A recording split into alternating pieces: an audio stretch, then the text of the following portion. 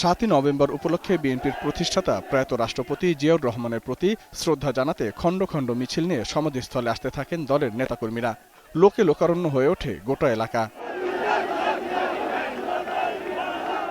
বিএনপির চেয়ারপারসন বেগম খালেদা জিয়া দলের শীর্ষ নেতাদের সঙ্গে নিয়ে ফুল দিয়ে প্রয়াত নেতার প্রতি শ্রদ্ধা জানান। এ সময় দেশের সমৃদ্ধি কামনায় দোয়া করা হয়। এর আগে সাংবাদিকদের সাথে কথা বলেন দলের মহাসচিব মির্জা ফখরুল ইসলাম আলমগীর। সরকার ইতিহাস বিকৃতি করছে বলে অভিযোগ করেন তিনি। এই সরকার ক্ষমতায় আসার পরে তারা এই দিনটিকে সব সময় অবমূল্যায়ন করেছে। শুধু তাই নয়, ইদানিংকালে তারা তাদের বিভিন্ন প্রচার মাধ্যমের মধ্য দিয়ে এই দিনটি সম্পর্কে বিভিন্ন রকম বিকৃত ইতিহাস বর্ণনা করছে।